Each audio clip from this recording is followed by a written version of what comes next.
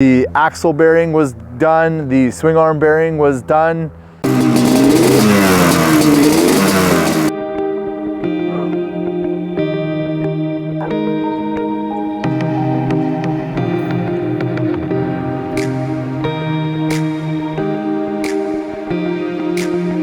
everyone, welcome to my channel.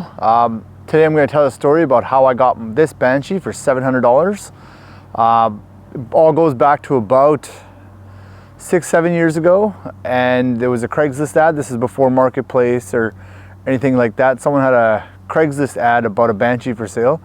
They were asking $1,100, and so I messaged, only email, no phone number, no text or nothing. So I messaged the guy, hey, I'm interested, I would like to buy the thing. 1,100 bucks. At that point, I was kind of itching to get back into it. It'd been a while since I owned one. I sold my old Banshee for $2 grand, basically not running, because at that time I just couldn't afford it. So it'd been a couple of years and I wanted to get back in the game, and I saw this $1,100 Banshee and I'm like, this is perfect. So messaging the guy over like 2 days, and he's like, I'm only available after 9 p.m. Okay, weird, right off the bat. I'm like, you know what, fuck it. I don't have to get up early, let's go, right? So we end up meeting at his house at 9:30 at night. He's there. It's like a kind of a sketchy character. His story did all check out, but he clearly needed the money right away. It's like fall, so it's like November or something like that, October, November. So it's been dark for 3 hours. So it's not like it's just getting dark, like summertime, 9 o'clock is not too bad, but fall, 9 o'clock in the rain, it's dark. It's like, what the hell is going on here? And I get there, looking, he's standing there in the garage. He's kind of like walking around it, trying to figure something out. I don't know. I took a jack stand. All front wheel bearings were done. The axle bearing was done. The swing arm bearing was done. The steering stem had huge slop in it. It was bent. The bars were bent, and the foot, like it was destroyed. And so I go over it, and I'm like, hey, Kate, can I start it up? It wouldn't fire, and he goes, oh, I'll get it started. And he goes to his like back room, and he's just rifling through things quick, like he's in like kind of somewhat of a panic. And I could feel the kicker. It had some compression in it, albeit I'm not, my foot's not a compression tester. So he opens, he comes back, and by this time I've checked the VIN number on it. I've made sure it's not stolen, and just kind of covered my bases now. And he comes back and he brings a tall can of brake cleaner, and he starts kicking it. There's no filter, like there's literally no filter. These guys have not maintained this quad at all in any way, like zero. And so he starts spraying brake cleaner straight into the carbs, and he's just kicking.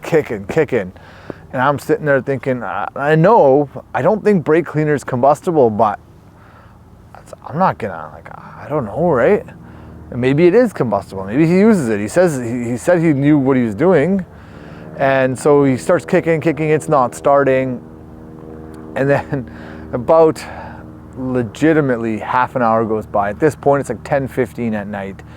And I look at him, I'm like, look, man, I'm still interested in the quad. I don't know if it's gonna start. It could be the most minor thing, could be a wire off. It could be that the entire quad motor is done, top end's done, or it could be a stator issue, who knows, right? And so then he looks at me and goes, okay, fuck, whatever, what do you want to offer? And I offered him 500 bucks. I'm like, hey, you know what? I think it's worth 500 bucks, as is. Not running is what it is. He's like, that's too low, I need the money for something, blah, blah, blah. We go back and forth, and we agree on 700 bucks. So, okay, I load it up, I bring it home, and it's like 15-20 minutes away. So it's like 11 o'clock at night. I just parked it, didn't do anything. I didn't even move it, didn't touch it. I went to work the next day, came home, and pushed it into my shop. I think I dried it off, actually, because it was like sitting in the rain all night. And I pushed it into my shop, and that thing is bone stock, not maintained at all.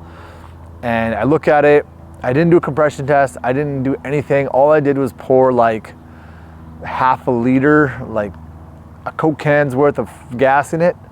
It had like hardly any or old gas, and I kicked it 4 times, and it fired right up. It legitimately ran. And Believe it or not, I ran it that way for about 2 years. I spent no money on it. I refused to even buy gas for it. So I would like take gas out of vehicles or old gas out of race quads and just pour it in there and just run it. And we'd ride around the farm. We would just do whatever with it. And fast forward like 2 years later, I took it to Oregon. And at that time we were out there, this thing was just slapping about. The front bearings were done, the swing arm, axle, everything. And that's when I decided to tear it apart and actually kind of do the work. So from there I did the swing arm, I did the carrier, I did a roundhouse carrier because it's a lot more reliable. I did the front arms, and then the shocks came later, and I did all the bearings and everything. And then I took it to Oregon again to the sand dunes, and lo and behold, the crankshaft blows and I am dead in the water in the middle of the sand dunes.